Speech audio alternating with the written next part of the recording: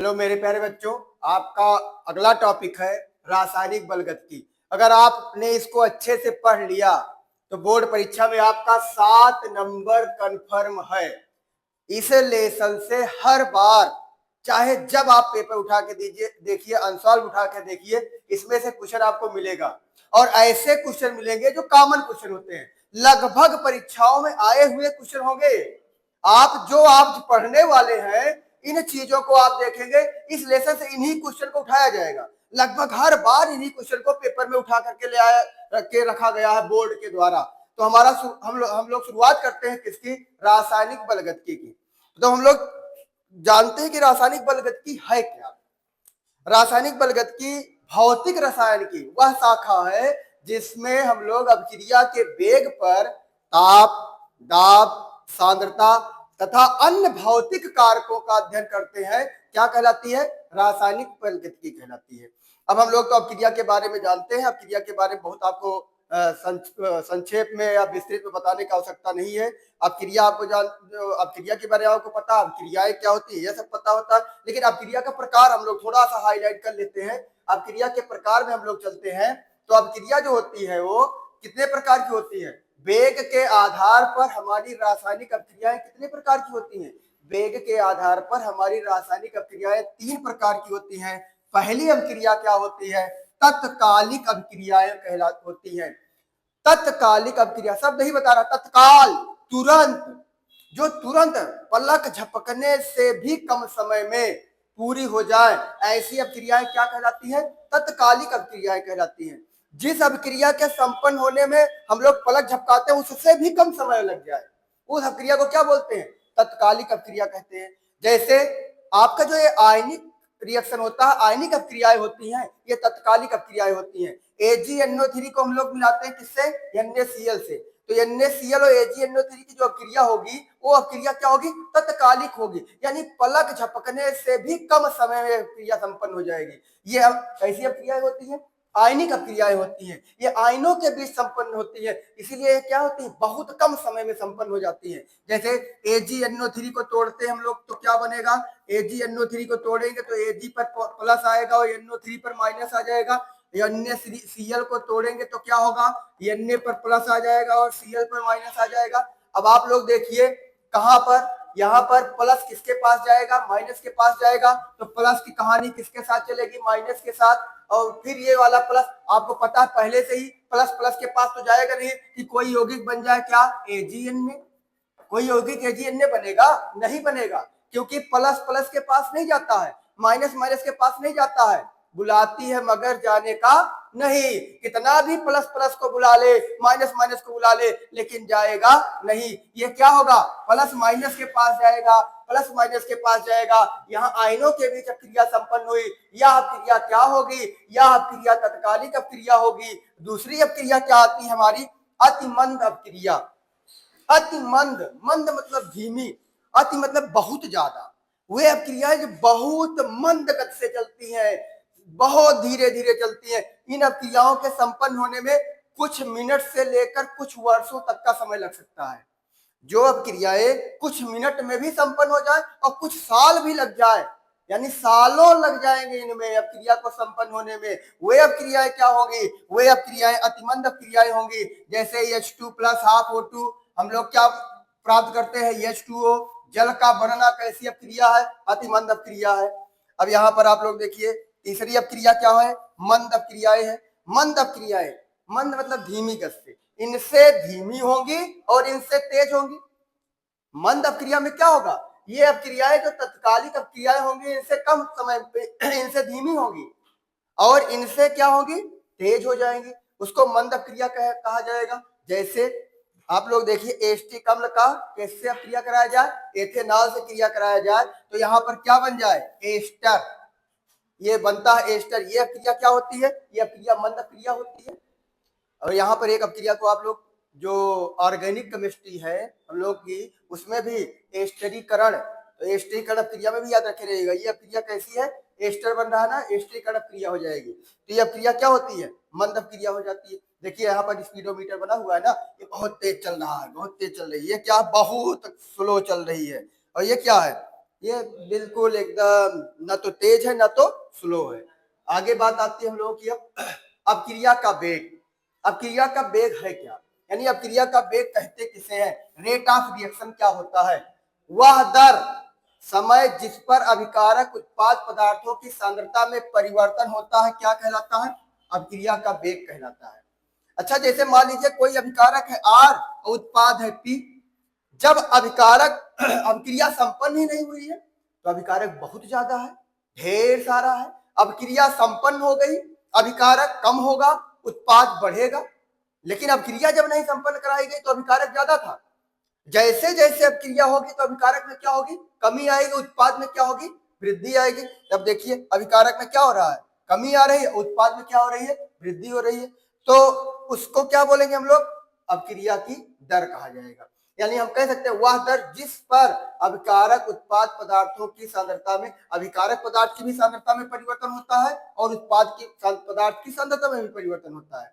अभिकारक पदार्थ की सांद्रता में परिवर्तन क्या होगा? अभिकारक की पदार्थ की सांद्रता में क्या होगी? कमी होगी। और उत्पाद पदार्थ की सांद्रता में क्या होगी? वृद्धि होगी। अब यहां पर आगे चलते हैं हम लोग। औसत वेग क्या होता है? औसत वेग किसे कहते हैं? वह किसी रासायनिक अभिक्रिया में उपस्थित, जब हम लोग अभिक्रिया कराएं तब, अभिक्रिया कराएं तब किसी रासायनिक अभिक्रिया में उपस्थित अभिकारक या उत्पाद पदार्थ की सांद्रता में प्रति इकाई समय में होने वाले परिवर्तन को उस अभिक्रिया का औसत वेग कहते हैं। प्रति इकाई समय में होने वाला परिवर्तन क्या कहलाता है? औसत वेग कहलाता है। औसत वेग बराबर क्या होगा? अभिकारक पदार्थ की सांद्रता में परिवर्तन। अब वो परिवर्तन क्या होगा आपको पता ही है। अभिकारक पदार्थ की सांद्रता में क्या होगी? कमी होगी। आप यहां से देख रहे हैं अभिकारक पदार्थ की सांद्रता में क्या हो रही है? कमी हो रही है। और परिवर्तन में लगा समय। अच्छा, कमी होगी तो उसको कैसे दिखाएंगे कि कमी हो रही है? कमी होगी तो कैसे दिखाएंगे कमी हो रही है? वहां क्या लगा दिखाएंगे? माइनस। अच्छा, यहाँ पर औसत वेग, उत्पाद के लिए औसत वेग क्या होगा? उत्पाद पदार्थ की सांद्रता में परिवर्तन। अच्छा, उत्पाद पदार्थ की सांद्रता में परिवर्तन कैसे होता? उत्पाद पदार्थ की सांद्रता में वृद्धि होती है। हम कैसे दिखाएंगे कि वृद्धि हो रही है? हम कोई साइन होना चाहिए ना, कोई चिन्ह होना चाहिए ना कि हम दिखा दें कि सांद्रता में वृद्धि हो रही है। तो वहां पर हम लोग क्या करते हैं? उत्पाद पदार्थ की सांद्रता में परिवर्तन और परिवर्तन में लगा समय तो किससे दर्शाते हैं? प्लस से।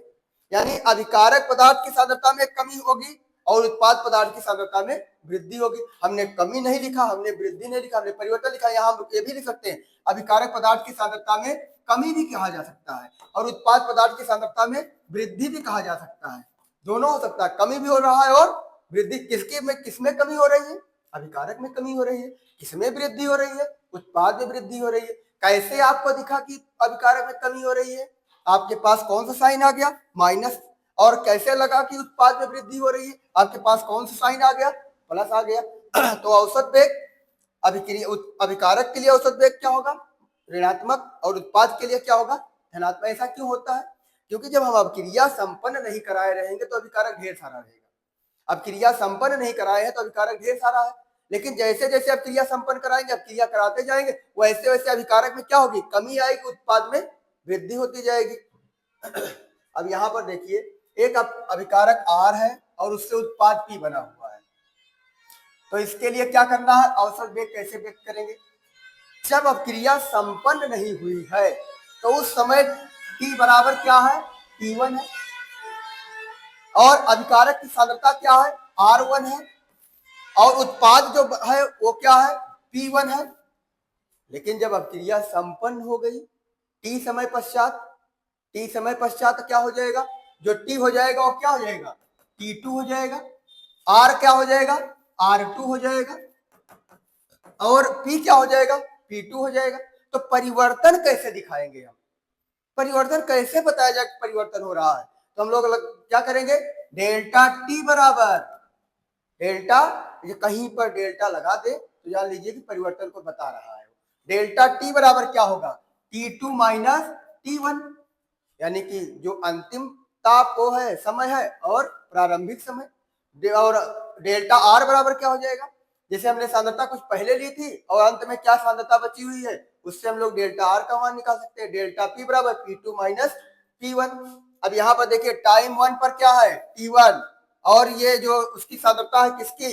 अभिकारक और उत्पाद की। तो अभिकारक की सांद्रता क्या है? R1 और उत्पाद की क्या है? P1। अब टाइम 2 हो गया, अब क्रिया संपन्न हो गई, कुछ टाइम बीत गया, टाइम 2 बराबर क्या हो गया T2, और इसका जो अभिकारक और उत्पाद की सांद्रता हो गई वो क्या हो गई R2 और P2 हो जाएगा। तो हम लोग कैसे निकाल सकते हैं, आर एवरेज, ए भी क्या है एवरेज है, ठीक है, रेट एवरेज रेट हो जाएगा, ये औसत वेग हो जाएगा, औसत वेग। अब बताओ आर क्या था, आर था अभिकारक, पी क्या था, पी था उत्पाद, अभिकारक की सांद्रता में क्या हो रही है, कमी हो रही है, माइनस लगा करके delta R upon delta T अच्छा जितने समय में इसकी सांद्रता में कमी होगी उतने ही समय में इसकी सांद्रता में क्या होगी, वृद्धि होगी, अलग से एक्स्ट्रा टाइम लेने वाला नहीं है, जितना समय लगेगा इसको खत्म होने में उतना समय लगेगा इसके बनने में।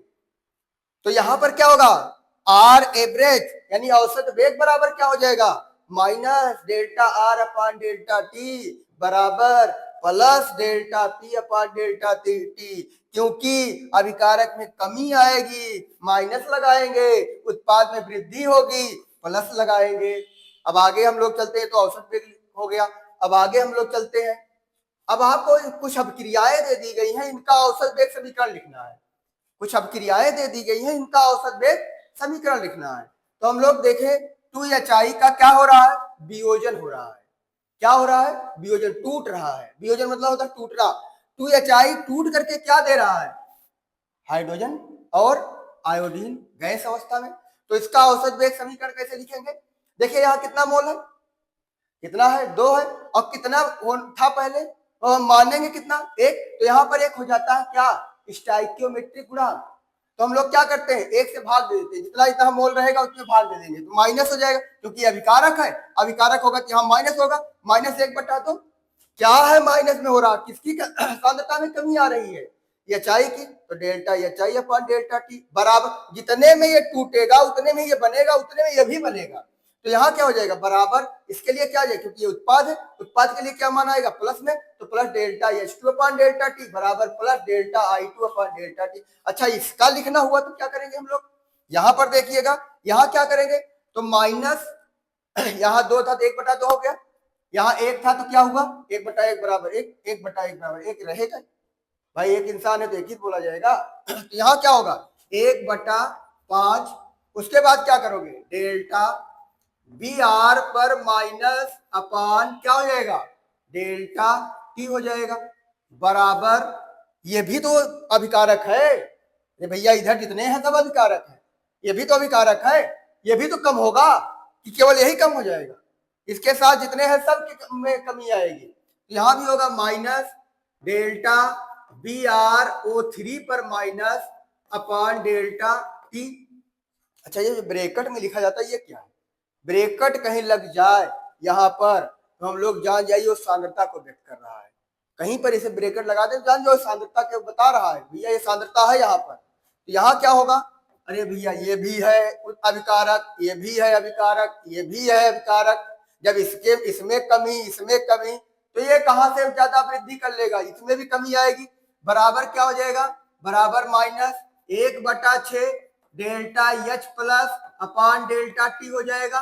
अब क्या होगा, अच्छा जितने में कमी हुई इसमें उतने में ही तो वृद्धि होगी, तो यहाँ पर क्या हो जाएगा प्लस बराबर plus 1/3 delta Br2 upon delta T हो जाएगा बराबर plus 1/3 delta H2O upon delta T हो जाएगा। ये क्या हो जाएगा, ये औसत वेग समीकरण हो जाएगा। किसका औसत वेग समीकरण हो जाएगा, ये आपका जो समीकरण दिया गया है इसका औसत वेग समीकरण हो जाएगा। आप अगर कोई और भी रिएक्शन दिया रहेगा तो आप लोग औसत वेग समीकरण निकाल सकते हैं। आगे हम लोग चलते हैं, आगे होता है तात्क्षणिक वेग। अभी तक आपने क्या समझा, औसत वेग समझा, अब आप क्या समझेंगे, तात्क्षणिक वेग समझेंगे। तात्क्षणिक वेग क्या होता है, औसत वेग क्या होता है। तात्क्षणिक वेग पे चलते हैं हम लोग। तात्क्षणिक वेग वह, अच्छा तात्क्षणिक बता रहा है, वो औसत बता रहा है। तात्क्षणिक वेग और औसत वेग को थोड़ा हम लोग समझते हैं। जैसे मान लीजिए आप कहां से, सुल्तानपुर से चले कहां के लिए, लखनऊ के लिए। सुल्तानपुर से लखनऊ के लिए चले और सुल्तानपुर से लखनऊ आप पहुंच गए कितनी देर में, कितनी देर में पहुंचे, मान लीजिए 120 किलोमीटर की दूरी है और आप पहुंचे कितनी देर में? आप पहुंचे 3 घंटे में। 3 घंटे में 120 किलोमीटर की दूरी है। अब आपसे कोई पूछा कि भैया सुल्तानपुर से कितने बजे निकले थे? सुल्तानपुर से निकले थे 8 बजे और लखनऊ पहुंचे हम लोग 11 बजे। तो एक क्या एवरेज लगाएगा कि इनकी जो स्पीड रही होगी, यानी कि 120 किलोमीटर 3 घंटे में जा रहे हैं, तो इनकी जो स्पीड रही होगी वो कितनी रही होगी? लगभग 40 किलोमीटर की रही होगी। वो मान लिए होंगे कि यहाँ भी 40 किलोमीटर, यहाँ भी हर जगह ये कितने स्पीड से चले हैं? 40 किलोमीटर की स्पीड से चले हैं। ये तो हो गया औसत वेग। कहीं पर भी वेग निकाल दिया जाए वो क्या हो जाएगा? औसत वेग हो जाएगा। अच्छा, तात्क्षणिक वेग पे हम लोग ध्यान देते हैं। जैसे मान लीजिए यहाँ है सुल्तानपुर और लखनऊ चले सुल्तानपुर से लखनऊ के लिए चल दिए। इसकी दूरी कितना है? 120 किलोमीटर है। अब यहां से हम चलना शुरू किए 8 बजे और 8:30 पे किसी का फोन आया कि भैया कहाँ जा रहे हो? कहे लखनऊ जा रहे हैं। कहे अच्छा किस चीज से जा रहे हो? कहे बाइक से जा रहे हैं। अच्छा कितनी स्पीड से चल रहे हो? तो कहे 60 की स्पीड है। चलो ठीक है, कोई अच्छा आदमी था, उसने कहा कि चलो ठीक भैया 60 की स्पीड जाओ, बहुत तेज चलना मत। अब यहाँ पे थोड़ी दूर और गए 9 बजे। 9 बजे क्या हुआ? बात हुई, किसी का फोन आया, मान लीजिए जा रहे हैं सुल्तानपुर से लखनऊ। 9 बजे फोन आया किसी दोस्त का, कहाँ जा रहे हो भाई? तो कहे भैया लखनऊ जा रहे हैं। अच्छा किसी से जा रहे हो? कहे बाइक से जा रहे हैं। कहे स्पीड क्या है? कहे 60 की स्पीड। अरे भाई 60 की स्पीड से कोई चलता है? आज के भी जमाने में तुम 6 लेन पे चल रहे हो 60 की स्पीड से। अब वहां स्पीड क्या कर लिए? तुरंत 100 की स्पीड कर लिए। 100 की स्पीड चलने लगे। अब यहाँ पर स्पीड क्या थी? 60 थी। यहाँ स्पीड क्या हो गई? 100 हो गई। फिर थोड़ी देर बाद आया फोन, कितने कहाँ हो? वह किसी ऐसे का फोन आया जो डांट भी सकता है। अब आप समझ सकते हैं किसका फोन आ सकता है, डांट भी सकता है। तो 9:30 बजे उसका फोन आया, कहाँ जा रहे हो? कहे लखनऊ जा रहे हो। किसी चीज बाइक चले गए हो? अच्छा हाँ, कितने की स्पीड है? अरे डर के बता दिया, नहीं बहुत स्पीड ना बताया, नहीं तो और डांट पड़ेगी, कितनी तेज चलते हो। वहां स्पीड कितना बता दिए? वहां पर स्पीड बता दिए 50 की स्पीड। तो डांट पड़ने वाली है ना। कोई ऐसा भी हो सकता है जो डांट भी सकता है, अच्छा लगता है, डांटना भी अच्छा लगता है। तो 50 की स्पीड बता दिए। फिर आगे स्पीड गई। फिर यहाँ पर किसी दूसरे दोस्त का फोन आ गया, फिर क्या हो गई? अरे हम तो जाते हैं तो 160 की स्पीड 140 की स्पीड हमारी रहती है, तो बेकार है यार, 100 की स्पीड 120 की स्पीड। तो यहाँ स्पीड कितनी हो गई? 120 हो गई। अब ये कुल समय जो लगा हुआ है वो वहां पर हम लोग क्या करें? हर समय पर इनकी स्पीड क्या है? अलग अलग है। अगर हमें किसी पॉइंट पर यहाँ पर स्पीड निकालना होगा तो वो स्पीड क्या होगी? वो स्पीड होगी तात्क्षणिक वेग। अगर पूरी अक्रिया का वेग निकालना होगा तो होगा औसत वेग। अब आप समझ में आया औसत वेग और तात्क्षणिक वेग में अंतर? हो सकता है आपको बड़े अच्छे समझ में आ गया है। तो हम लोग चलते हैं यहाँ पर, ध्यान देते हैं तात्क्षणिक वेग पर। कह भी रहा है किसी निश्चित क्षण पर अभिक्रिया का वास्तविक वेग उसका तात्क्षणिक वेग कहलाता है। किसी निश्चित क्षण पर अभिक्रिया का जो वास्तविक वेग होता है वह क्या कहलाता है? किसी निश्चित, जब चल रहे थे हम लोग बिना 9 बजे क्या था, 9:30 बजे क्या स्पीड थी, 10 बजे क्या स्पीड थी, 8 बजे क्या थी, सब हर क्षण बदलती रही स्पीड। और उस क्षण पर स्पीड क्या थी? अलग अलग भी थी। हो सकता है 9:30 बजे निकालना रहा हो तो उस समय स्पीड मान लीजिए कितनी रही होगी? मान लीजिए 100 की स्पीड रही होगी। तो वो ये जब किसी क्षण पर वेग निकालना होगा तो उसको क्या बोलेंगे? उसको हम लोग बोलेंगे तात्क्षणिक वेग बोला जाएगा। अब यहाँ पर मान लीजिए किसी अभिक्रिया का तात्क्षणिक वेग निकालना होगा तो उसको क्या लिखेंगे? dc/dt। ये प्लस होगा अभिकारक के लिए, क्या होगा? माइनस में। उत्पाद के लिए क्या होगा? प्लस में। जैसे हमारे पास एक एग्जांपल है, ये क्या है? N2 और 3H2 मिलकर के क्या बना लेते हैं? अमोनिया। इसका अगर आपको क्या निकालना है? तात्क्षणिक वेग। तो वही फार्मूला, जहां डेल्टा वही डी कर दो बस। यह हो जाएगा माइनस, अभिकारक में क्या होगी? कमी होगी, माइनस dN2/dt बराबर, ये तो N2 क्या है? पदार्थ, तो इसकी सांद्रता को व्यक्त करना है तो ब्रैकेट में रहेगा, बराबर -1/3 dH2/dt। यहाँ अगर 5 होता तो 1/5 करते, 7 होता तो 1/7 करते, 10 होता तो 1/10 करते, 15 होता तो 1/15 करते।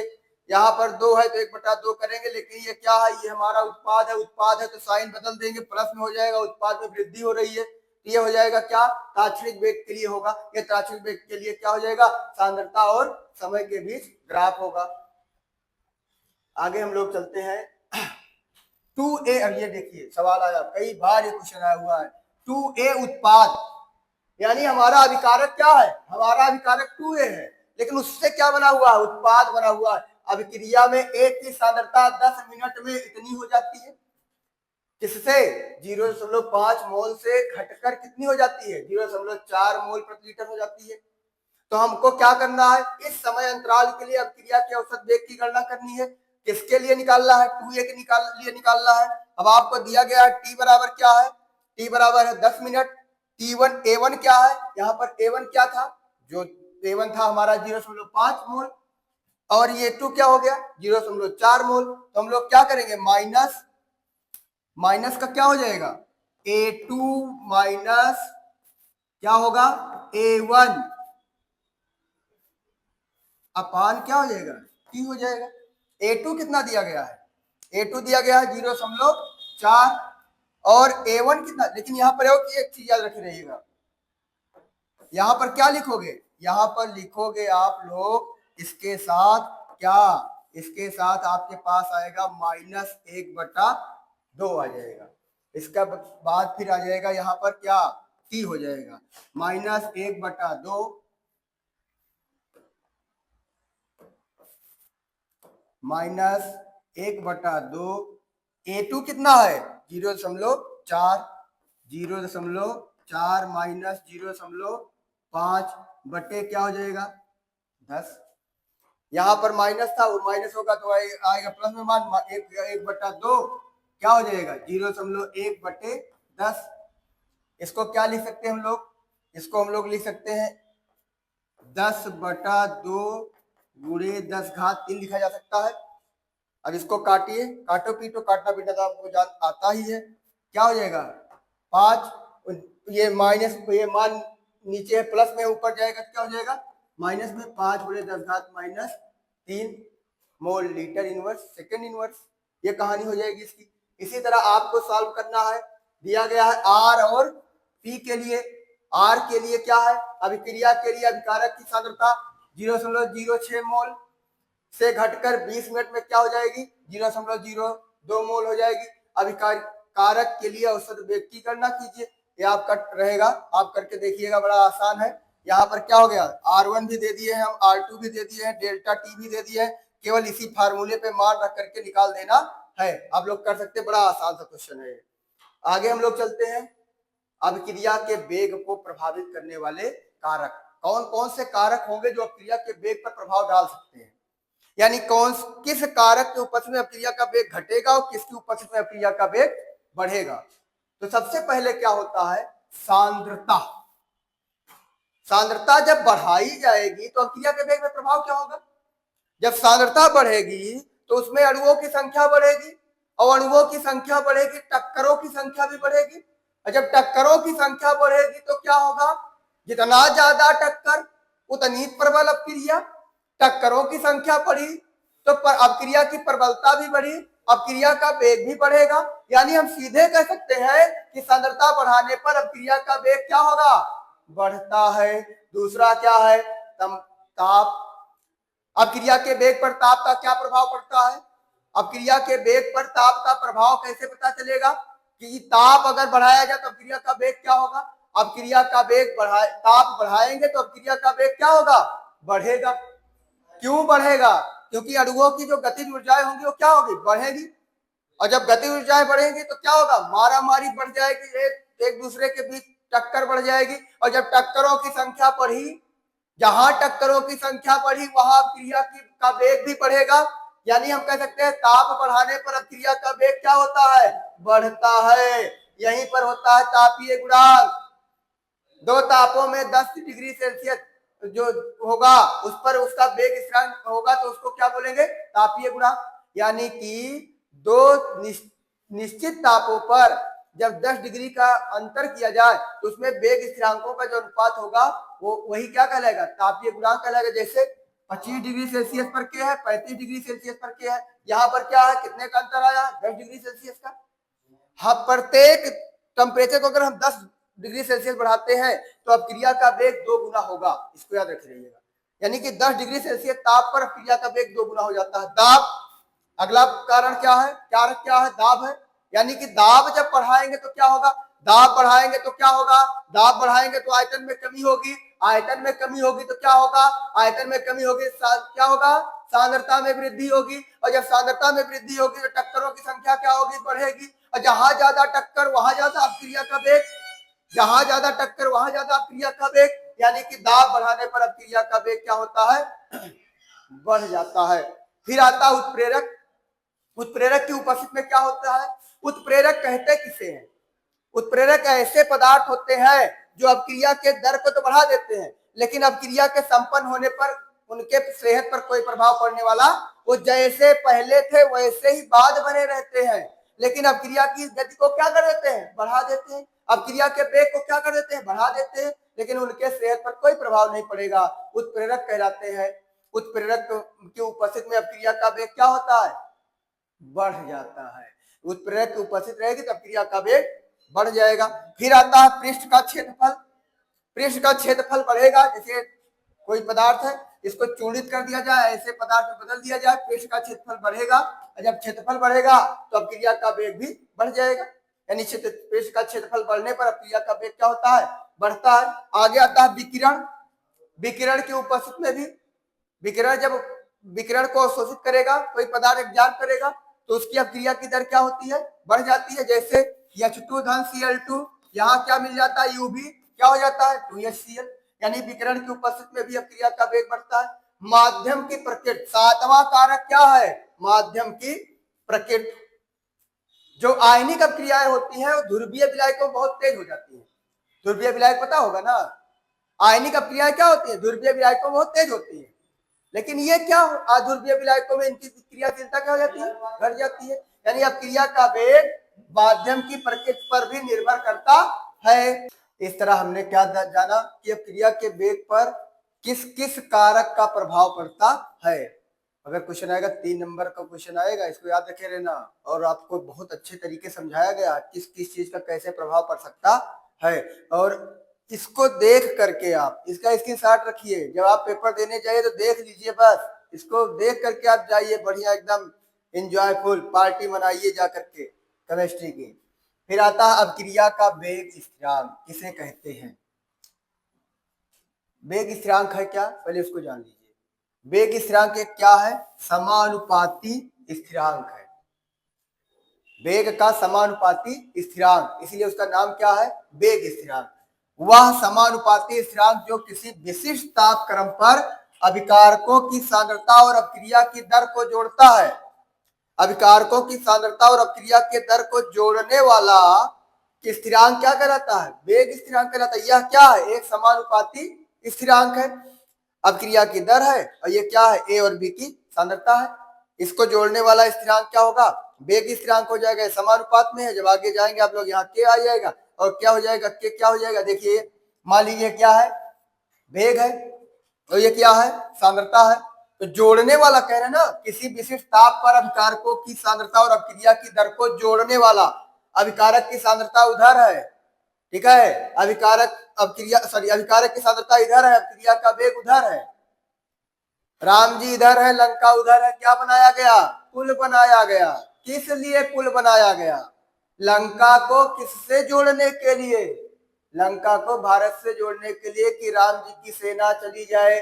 और कहा चली जाए, लंका पे चली जाए, जाकर के वहां पर आक्रमण कर दे, राक्षसों का नाश कर दे, तो यहाँ पर क्या हो गया, एक के होगा जो किसको जोड़ेगा, अपक्रिया के वेग और अभिकारक की सांद्रता, यानी सांद्रता और वेग को जोड़ने वाला एक स्थिरांक होगा जो क्या कहलाएगा, वेग स्थिरांक। उसी को किससे दर्शाएंगे, के से।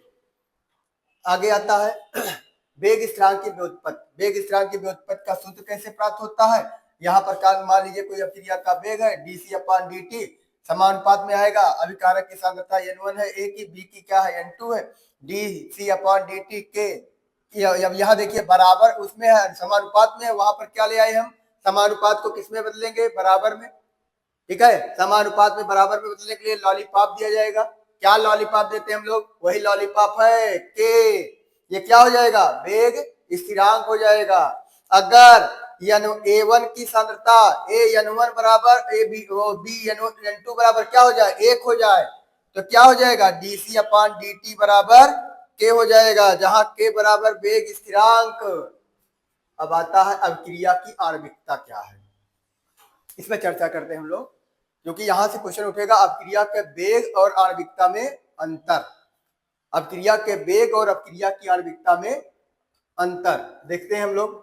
रासायनिक परिवर्तन में भाग लेने वाले अणुओं या परमाणुओं की न्यूनतम संख्या अभिक्रिया की आणविकता कहलाती है, या सीधे कह सकते हैं, यहां शब्द भी बता रहा है, अभिक्रिया में जितने अणु भाग ले या परमाणु भाग ले वही क्या कहलाती है, अभिक्रिया की आणविकता कहलाती है। यानी कोई अभिक्रिया को कराना होगा, कितने अणु और परमाणु भाग लेंगे, वो अणु और परमाणु भाग लेंगे अभिक्रिया में, वही क्या कहलाएगी, अभिक्रिया की आणविकता। जैसे मान लीजिए अणु परमाणु है, ये दोनों मिल रहे हैं और मिलकर के अभिक्रिया संपन्न हो रही है, टकरा रहे हैं, टकरा करके अभिक्रिया को संपन्न करा रहे हैं, तो वही अब क्या कहलाएगी, इनकी जो संख्या होगी वही क्या कहलाएगी, आणविकता कहलाएगी। अब यहाँ पर देखिए आणविकता के प्रकार, तो सबसे पहले होता है एक अणुक अभिक्रिया। एक अणुक अभिक्रिया, जिस अभिक्रिया को संपन्न कराने में अभिकारक का एक अणु भाग लेता है, क्या, जिस अणु अभिक्रिया को संपन्न कराने में अभिकारक का एक अणु भाग लेता है उसे क्या बोलते हैं हम लोग, उसे एक अणुक अभिक्रिया कहा जाता है। जैसे इसमें देखिए इस अभिक्रिया में, इन दोनों अभिक्रियाओं में कितने अभिकारक के अणु भाग ले रहे हैं, एक एक अणु अभिकारक के भाग ले रहे हैं। अतः यह जो अभिक्रिया होगी, ये अभिक्रिया की आणविकता कितनी होगी, एक होगी, क्योंकि अभिकारक कितना है, एक है। उत्पाद से नहीं मतलब है, उत्पाद बने दो बन रहा है, तीन बन रहा है, चार बन रहा है, इससे नहीं मतलब है, हमारा अभिकारक कितना है इससे मतलब है। यानी अभिक्रिया को संपन्न कराने के लिए कितना अभिकारक है, एक ही अभिकारक है, तो उसको क्या बोलेंगे, एक अणुक अभिक्रिया। फिर आता है द्वि अणुक अभिक्रिया, नाम बता रहा है, जथा नाम है तथा गुणे, जैसा नाम वैसा गुण। द्वि अणुक मतलब दो अणु भाग ले, किसमें, अभिक्रिया को संपन्न कराने में। जब अभिक्रिया को संपन्न कराने में दो अणु भाग लेंगे तो क्या होगी, दो अणुक अभिक्रिया होगी। जैसे H2 + I2, यहाँ पर देखो उत्पाद एक बन गया, लेकिन अभिकारक कितना है, अभिकारक हमारा दो है। जब अभिकारक दो है तो अभिक्रिया की आणविकता कितनी हो जाएगी, दो हो जाएगी। तो यहाँ पर जब दो अभिकारक मिलकर के उत्पाद बनाते हैं तो वहां पर अब आणविकता कितनी हो जाएगी। अब यहाँ पर देखिए, जैसे दो पात्र है, इसमें क्या है, दो अभिकारक रख दिए गए हैं, इससे भी आप लोग देख सकते हैं। तो यहाँ पर इसकी आणविकता कितनी हो जाएगी, दूसरे में भी देखिए, ये क्या है, एस्टर है, जल अपघटन करा रहे हैं, क्या बन रहा है, एस्टिकल बन रहा है, एथेनॉल बन रहा है, इसकी भी आणविकता कितनी हो जाएगी, दो हो जाएगी। जैसे H2O और ये क्या है, एस्टर है, इसके दो अणु भाग ले रहे हैं तो आणविकता कितनी हो जाएगी, दो हो जाएगी। फिर आता है त्रि अणुक अभिक्रिया, फिर वही बात, तीन अणु, नाम से कुछ इसमें रटना और सीखना है, बस कुछ रट के नहीं चलना है। त्रि अणुक अभिक्रिया, जब अभिकारक के तीन अणु भाग ले तो उसको क्या बोलेंगे, त्रि अणुक अभिक्रिया बोलेंगे। जैसे यहाँ देखिए CO के कितने अणु भाग ले रहे हैं, दो, O2 कितना है, एक अणु, तो यहाँ क्या हो जाएगा, CO2 बन जाएगा। यहाँ पे कितना अणु भाग लिया, दो और एक, तीन अणु भाग लिया। जब तीन अणु भाग ले रहा तो त्रि अणुक अभिक्रिया। यहाँ पर देखिए NO के कितने अणु भाग ले रहे हैं, दो ले रहे हैं, O2 कितना है, एक है, यहाँ पर क्या बन गया, NO2। अभिक्रिया अभिकारक कितने अणु भाग ले रहा है, तीन ले रहा है, तो त्रि अणुक अभिक्रिया हो जाएगा। उसके बाद एक होती है जटिल अभिक्रिया। जटिल अभिक्रियाओं की आणविकता हम लोग निर्धारित नहीं कर सकते हैं। क्यों नहीं निर्धारित कर सकते हैं, क्योंकि जटिल अभिक्रियाएं जो होती है एक से अधिक पदों में संपन्न होती हैं। जब एक से अधिक पदों में संपन्न होती है, बात आती है कि इसकी अभिक्रिया का निर्धारण क्यों नहीं कर सकते हैं, इसकी आणविकता का निर्धारण क्यों नहीं कर सकते हैं। तो जैसे कोई अभिक्रिया हुई, उसमें उत्पाद बना और अगले ही क्षण वो फिर अभिकारक का कार्य करने लगा। अभिक्रिया हुई, अभिकारक था, उत्पाद में परिवर्तित हुआ, फिर वही उत्पाद किस में बदल जाएगा, अभिकारक में बदल जाएगा। तो वहां तो अभिकारक बढ़ती संख्या चली जा रही है, तो उनकी हम लोग आणविकता कैसे चर्चा करेंगे, उनके आणविकता की गणना नहीं कर सकते हम लोग। अब आता है अभिक्रिया की कोट।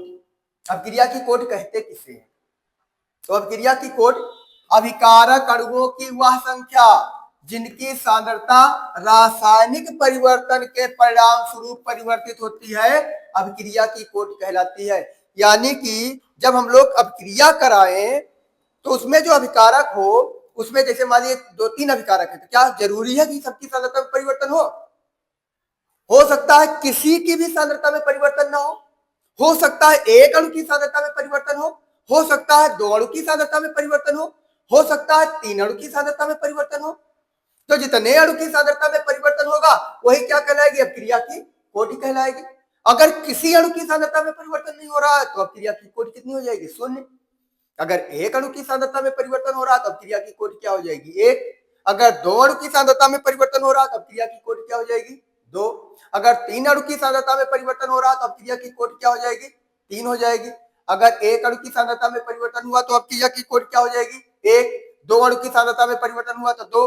अब यहाँ पर वेग का निर्धारण अणुओं में जो सांद्रता में परिवर्तन हो रहा है वो करेगा। अगर एक अणु कर रहा है तो एक हो जाएगा, दो अणु कर रहा है तो दो हो जाएगा।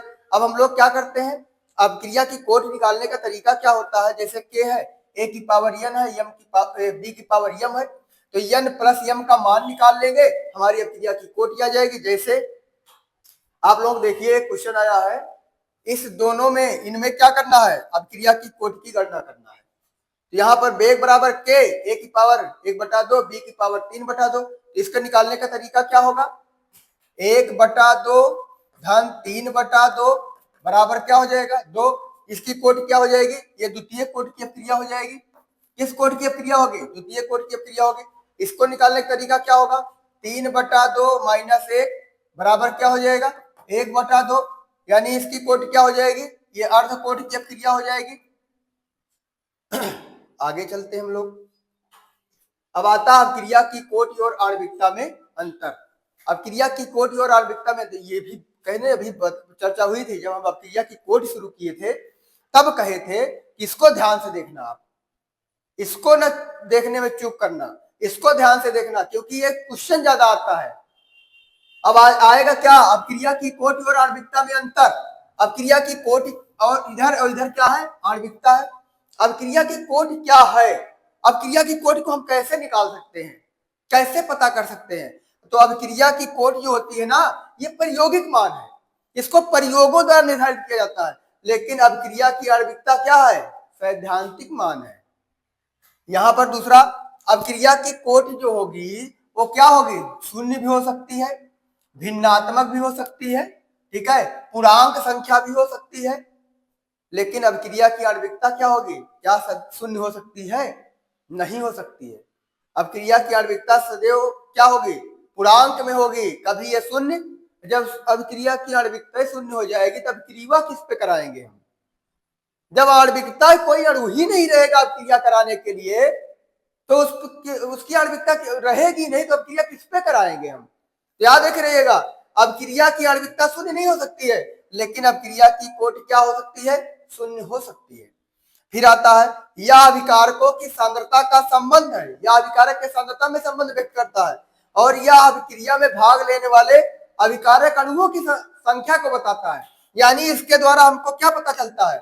अब क्रिया के सांद्रण का संबंध पता चलता है। इसमें क्या होता है? यह कितने अणु भाग ले रहे हैं क्रिया संपन्न कराने में, उसको पता चलता है। इसमें क्या होगा आगे वाले में? यह प्राथमिक व जटिल क्रियाओं पर अभी बताए थे ना, प्रथम कोटक को एक अणु का क्रिया, दो अणु का क्रिया, त्रि अणु का क्रिया, उसके बाद क्या आया था? जटिल क्रिया। जटिल क्रिया में क्या है? केवल क्या क्या क्या यह क्या कह रहा है? ध्यान दीजिएगा, यह केवल प्राथमिक अपक्रियाओं पर लागू होती है, यह जटिल अपक्रियाओं पर लागू नहीं होती है। और इसमें क्या होगा? यह प्राथमिक व जटिल दोनों अपक्रियाओं पर लागू होती है। कौन? अपक्रिया की कोटि। लेकिन आणविकता बताए थे ना, एक अणु, दो अणु, त्रि अणु, फिर जटिल अपक्रिया पे आणविकता की गणना नहीं की गई। तो यहाँ पर देखिएगा, यह केवल प्राथमिक अपक्रिया पर लागू होगी, जटिल अपक्रियाओं पर यह लागू नहीं होती है। फिर आता है वेग समीकरण। वेग समीकरण कहते किसे हैं? वेग जो समीकरण होता है गणितीय समीकरण होता है। किसमें संबंध बताता है? जो अभिक्रिया के वेग तथा अभिकारक की मोलर सांद्रता में संबंध व्यक्त करता है। अभिक्रिया का वेग, फिर वही संबंध कुल बना दे, अभिक्रिया का वेग और मोलर सांद्रता में संबंध व्यक्त करने वाला समीकरण क्या कहलाता है? वेग समीकरण। अभिक्रिया के वेग और मोलर सांद्रता में संबंध व्यक्त करने वाला समीकरण क्या कहलाता है? वेग समीकरण कहलाता है। अब आती है शून्य कोटि की अपक्रिया किसे कहते हैं? ध्यान देना, एग्जाम में आया है 16, 19, 20, 21, 22, 24, 25, 16, 19, 20, 21, 22, 24, 25, इसमें लगभग क्वेश्चन आया हुआ है। ठीक है, यहां ध्यान दीजिएगा। क्वेश्चन देखिए, एक साल तो आपका कोरोना आया था, उसमें कुछ तो पेपर बना दिए, तो उसको भी बता देते हैं बुक वाले कि हाँ इसमें भी क्वेश्चन आया, तो पेपर तो बन ही गया था। तो यहाँ पर वेग स्थिरांक पर देखिए, इस पे अभिक्रिया की शून्य कोटि की अभिक्रिया किसे कहते हैं, इस पे देखिए, वह अभिक्रिया जिसकी प्रगति में अभिकारक के किसी भी अणु का सांद्रता में परिवर्तन नहीं होता है। यानी अभिकारक के किसी भी अणु की सांद्रता में परिवर्तन नहीं होगा, शून्य कोटि की अभिक्रिया कहलाती है। सीधे कह सकते हैं अभिकारक के अणु के सांद्रण पर निर्भर नहीं करता, यानी अभिक्रिया का वेग जब अभिकारक अणु के सांद्रण पर निर्भर नहीं करेगा तो इसको हम लोग क्या बोलेंगे, शून्य कोटि की अभिक्रिया बोलेंगे। यानी किसी भी अभिकारक के किसी भी अणु के सांद्रता में परिवर्तन नहीं होगा, उसको क्या बोला जाएगा, शून्य कोट अभिक्रिया बोला जाएगा। शून्य कोट अभिक्रिया के लिए वेग स्थिरांक, यह भी क्वेश्चन पूछा था विकल्प में, शून्य कोट अभिक्रिया के लिए वेग स्थिरांक का मात्रक बताओ। शून्य कोट अभिक्रिया के लिए वेग स्थिरांक का मात्रक mole litre inverse second inverse, minute में रहेगा तो मिनट इनवर्स, घंटा में रहेगा तो घंटा इनवर्स। यहां पर क्या होगा, ध्यान दीजिएगा, dA अपान dt बराबर क्या असमानुपाती किसके होगा, a की पावर 0, यानी a के सांद्रता 0 सांद्रता पर निर्भर करेगा, सांद्रता पर निर्भर नहीं करेगा। ये चीज हो गया। आगे आती है बात, इसके लिए शून्य कोट अभिक्रिया के लिए वेग स्थिरांक का व्यंजक kt बराबर x, या इसको लिख सकते हैं k बराबर xt, या इसको लिखा जा सकता है k बराबर a नॉट माइनस a, इसको t लिख सकते हैं, t समय पश्चात बटे t। चाहे इसको याद रखिए चाहे इसको याद रखिए, फार्मूला न्यूमेरिकल इस पे मिलेगा, इस पे लगाइए। अगर आपको संबंध बताना विकल्प में पूछ सकता है, ये भी पूछ सकता है, ये भी पूछ सकता है। आगे चलते हैं हम लोग, शून्य कोट अभिक्रिया का उदाहरण, H2 और Cl2 जब प्रकाश की उपस्थिति में क्रिया करते हैं तो बनता क्या है, HCl। तो ये कैसे, किसका उदाहरण है, किस कोट की अभिक्रिया का उदाहरण है, शून्य। इसमें H2 के भी सांद्रता में परिवर्तन नहीं होगा और Cl2 के भी सांद्रता में परिवर्तन नहीं होता है, यानी किसी भी अणु की सांद्रता में परिवर्तन नहीं होता है। यह अभिक्रिया क्या कहलाती है, शून्य कोट की अभिक्रिया कहलाती है। HI, जब HI की क्रिया गोल्ड से कराते हैं तो क्या होता है, गोल्ड की परत पर कराते हैं तो क्या होता है, H2 अलग हो जाती है और I2 अलग हो जाती है। ये भी अभिक्रिया किस कोट का है, शून्य कोट की अभिक्रिया है। अमोनिया का विघटन, अमोनिया का विघटन, प्लेटिनम की उपस्थिति में अमोनिया का विघटन जो होता है, यह भी क्या है, शून्य कोट अभिक्रिया का उदाहरण है। फिर आता है प्रथम कोट की अभिक्रिया, फर्स्ट ऑर्डर रिएक्शन, वह अभिक्रिया जिसमें अभिक्रिया का वेग केवल अभिकारक के एक अणु पे, शून्य प्रथम और द्वितीय तृतीय जो भी हो, सब कोट की अभिक्रिया, प्रथम कोट की अभिक्रिया, प्रथम कोट की अभिक्रिया, प्रथम कोट अभिक्रिया में होता क्या है कि अभिक्रिया का वेग अभिक्रिया के अभिकारक के केवल एक अणु की सांद्रता पर निर्भर करेगा। अगर अभिक्रिया का वेग अभिकारक की एक अणु की सांद्रता पर निर्भर करेगा तो उसको बोलेंगे हम लोग प्रथम कोट की अभिक्रिया। अगर 0 अणु की सांद्रता पर निर्भर करेगा तो शून्य कोट की अभिक्रिया, 2 अणु की सांद्रता पर निर्भर करेगा तो द्वितीय कोट की अभिक्रिया, 3 अणु की सांद्रता पर निर्भर करेगा तो तृतीय कोट की अभिक्रिया। लेकिन द्वितीय और तृतीय तो हमको पढ़ना नहीं, हमारे सिलेबस में है नहीं। हमारे सिलेबस में क्या है, शून्य कोट और प्रथम कोट की अभिक्रिया। तो प्रथम कोट की अभिक्रिया में क्या होगा, अभिक्रिया का वेग किस पर निर्भर करेगा, आपके अभिकारक की सांद्रता के प्रथम घात पर निर्भर करेगा। 0 घात पर निर्भर करेगा तो शून्य कोट की अभिक्रिया, प्रथम घात पर निर्भर करेगा तो प्रथम कोट की अभिक्रिया। तो माइनस ds अपान dt समानुपात क्या हो जाएगा, r की घात क्या होगी, n 1, अगर 1 हो गई तो जान लीजिए प्रथम कोट की अभिक्रिया। अब इसको बराबर लाएंगे, क्या आ जाएगा, तो dx अपान dt बराबर kr। आगे हम लोग देखते हैं प्रथम कोट अभिक्रिया के लिए वेग समाकलित वेग समीकरण। जो हमारी प्रथम कोट अभिक्रिया होती है इसका समाकलित वेग समीकरण होता है k बराबर 2.303 बटे t log 10 a upon a minus x। a क्या है, ये है प्रारंभिक सांद्रता, a माइनस x क्या है, अब जो x है वो क्या हुई, जो सांद्रता खत्म हुई है, जो सांद्रता खत्म हुई है।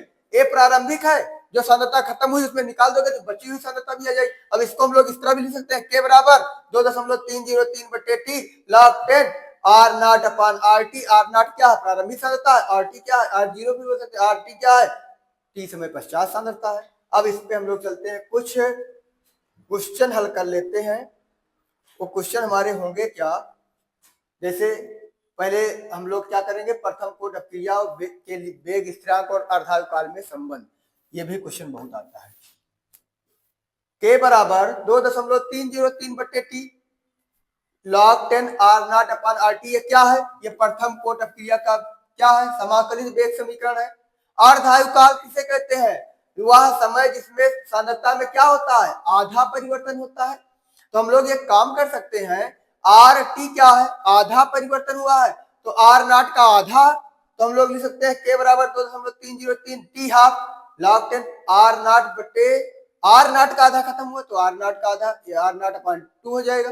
अब ये हो जाएगा 2 ऊपर, ये क्या हो जाएगा, कैंसिल। अब log 2 हो जाएगा, log 2 का मान ये होता है, सीधे आ जाएगा के बराबर 0.693 बटे टी हो जाएगा। ये अर्धायु काल और वेग स्थिरांक में संबंध आपका हो जाएगा। अब यहाँ पर है प्रथम कोट की अपक्रिया के लिए वेग स्थिरांक के का मान इतना है। इस अपक्रिया के अर्धायु काल की गणना करो। फार्मूला आपका क्या था, संबंध क्या था, वेग स्थिरांक और अर्धायु काल में टी हाफ बराबर 0.693 बटे के का मान इतना दिया गया है, रख करके मान निकाल सकते हैं, आपका मान ये आ जाएगा। आगे क्या आता है, प्रथम कोट की अपक्रिया में 40 सेकंड में एक पदार्थ की सांद्रता प्रारंभिक सांद्रता की आधी रह जाती है। 40 सेकंड में एक पदार्थ की सांद्रता प्रारंभिक सांद्रता की आधी रह जाती है। इस अभिक्रिया के वेग स्थिरांक की गणना करो। तो आपके पास फार्मूला क्या होता है, के बराबर 2.303 बटे T log 10 base R naught upon R T. तो ये होगा क्या के 2 के का मान पूछा ही जा रहा है, तो हो जाएगा के बराबर 2.303 बटे टी का मान कितना है 40 सेकंड, 40 हो जाएगा। उसके बाद क्या कह रहा है, प्रारंभिक सांद्रता का आधा रह जाता है। मान लीजिए प्रारंभिक सांद्रता क्या थी, 1 मोल थी, उसका आधा रह जाएगा, 1/2 खत्म हो जाएगा। ये हो जाएगा क्या 2.303 बटे 40 log 10 का बेस 2। अब इनका मान रख करके आप निकाल सकते हैं, इसका वेग स्थिरांक का मान निकाल सकते हैं। यहाँ पर क्या है, प्रथम कोट की अपक्रिया के लिए अर्धायु काल इतना है, तो इसके वेग स्थिरांक की गणना करो। तो क्या होता है, के बराबर 0.693 0.693 बटे टी हाफ। तो टी हाफ का मान कितना दिया गया है, इतना दिया गया। अब यहां से आप टी हाफ का मान रखो 0.693 बटे 69.3, यहाँ से आप लोग इसका मान निकाल सकते हैं काट पीट करके। आगे हम लोग चलते हैं। प्रथम कोट की अपक्रिया 10 मिनट में 20% पूरी होती है, तो अपक्रिया के 80% पूरा होने में कितना समय लगेगा। अब इसको हम लोग 2 स्टेप में हल करेंगे। स्टेप नंबर 1 क्या होगा, स्टेप नंबर 1 होगा के बराबर, पहले के का मान निकालो। अब के का मान निकल जाएगा तो यहाँ के का मान रख करके टी का मान निकालेंगे स्टेप 2 में। स्टेप 1 में क्या होगा, के बराबर 2.303 बटे टी का मान कितना है 10, कितने समय में पूरी हो, कितनी प्रतिशत पूरी हो रही है, 20% पूरी हो रही है। log 10 का बेस यहाँ क्या हो जाएगा 100%, पदार्थ कोई रहा होगा 100%, उसमें से कितना प्रतिशत पूरा हुआ 20, तो बचा कितना है, बचा है 80। ये हो जाएगा क्या log, अब यहाँ हो जाएगा क्या 5/4। अब के का मान क्या होगा 2.303 बटे 10 log क्या हो जाएगा 5/4। अब इसको हम लोग, अच्छा यम अपान यन का फार्मूला क्या होता है, log यम माइनस log यन। अब यहाँ पर मान रख करके के बराबर 2.303 बटे 10 log 10 का बेस 5 माइनस log 10 का बेस 4। यहाँ से मान निकाल लेंगे, किसका मान आ जाएगा, ये मान आ जाएगा के का। और जब के का मान आ जाएगा तो यहाँ रखेंगे टी हाफ बराबर, सॉरी टी बराबर, स्टेप 2 में क्या करेंगे, स्टेप 2 में हम लोग पहुंचेंगे। स्टेप 2 यहां से किसका मान आ जाएगा, के का मान आ जाएगा। अब के का मान आ जाएगा तो यहाँ पर हम लोग क्या करेंगे, के का मान रख के 2.303 बटे, अब टी का मान निकालना होगा तो क्या करेंगे, टी यहाँ के कर दोगे, log 10 का बेस कितना प्रतिशत पूरा होने में 80, यहाँ हो जाएगा 10 100 बटे 20 हो जाएगा, 20% बचा हुआ है। यहाँ हो जाएगा 5। आप लोग क्या करेंगे, के का मान रख करके log 5 का मान दिया गया रख देंगे, आपका सवाल तैयार। आसान सा एकदम बिल्कुल आसान है, बस स्टेप समझना है बस आपको। ये आपका काम है, इसको करेंगे आप तब सीख पाएंगे।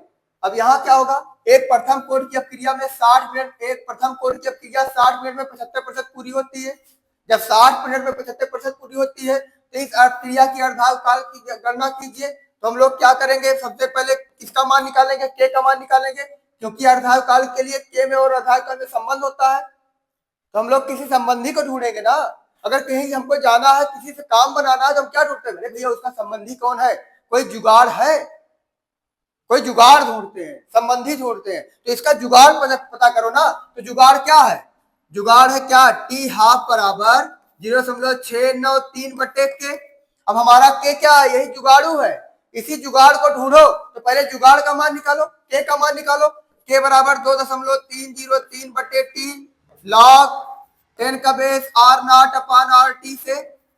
अब यहाँ क्या होगा, 2.303 बटे टी का मान कितना दिया गया है, 60 मिनट, और 60 मिनट है लॉग 10 का बेस। यहाँ क्या होगा, R0 कितना है 100, कितना प्रतिशत पूरा हुआ 75, बचा कितना है 25, 25 चौका 100, यहाँ 4 हो जाएगा, 2.303 बटे 60 log 4 का मान सीधे रख दो। log 4 का मान कितना होता है, चाहे log 4 को और सरल करके लिख सकते हैं, लेकिन भाई देखिए ये आप क्या कर रहे हो, रिवीजन कर रहे हो, पढ़ नहीं रहे हो। यहाँ बस जल्दी जल्दी सीख लो, कितना जल्दी जल्दी आपको मक्खन मिल जाए, आपको बहुत ज्यादा मेहनत ना करना पड़े, बोर्ड के लिए तैयारी हो जाए, बस वही कर रहे हो आप लोग। बस मक्खन निकाल लो जल्दी से। log 4 का मान कितना होता है, log 4 का मान होता है कितना, 0.6020। यहां से आप लोग निकाल सकते हैं, ये आ जाएगा किसका मान, ये आ जाएगा हमारे के का मान। और के का मान कहाँ रखोगे, यहाँ रख करके, या इसको और सरल कर सकते हो, इसको log 2 का मान 2 यहाँ रहने ही दो, वहां रख करके आप निकाल सकते हैं। तो आप इसका मान, के का मान यहाँ रखिए, मान आ जाएगा सीधे किसका, टी हाफ का। फिर आगे क्या आता है, सिद्ध कीजिए कि प्रथम कोट की अपक्रिया को 3/4 पूर्ण करने में लगा समय अर्ध क्रिया को पूर्ण करने में लगे समय का 2 गुना होता है।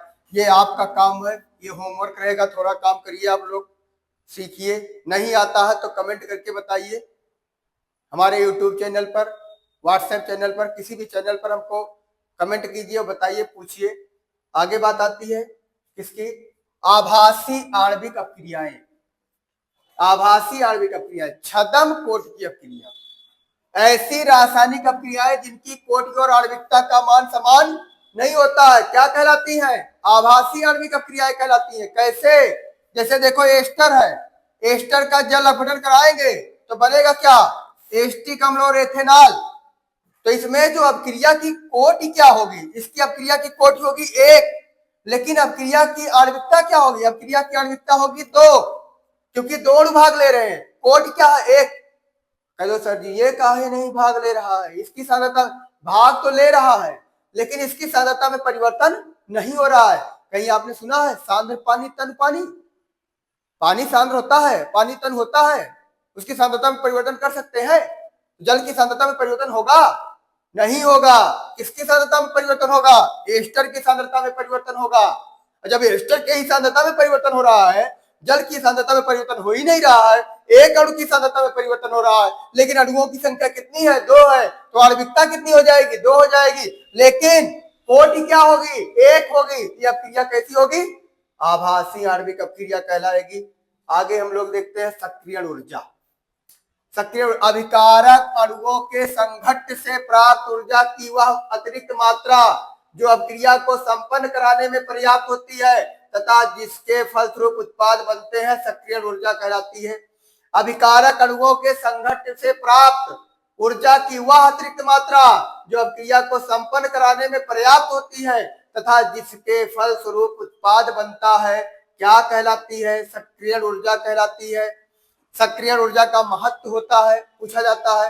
भाई देखिए सक्रियण ऊर्जा का मान, अभिकारक की उपस्थिति में सक्रियण ऊर्जा क्या हो जाती है, घट जाती है, और अपक्रिया का वेग बढ़ जाएगा। सक्रिय ऊर्जा का मान घटेगा, अपक्रिया का वेग बढ़ेगा। यहाँ पर देखिए अपक्रिया के वेग की तुलनात्मक जानकारी होती है, किसके द्वारा, सक्रिय ऊर्जा के द्वारा।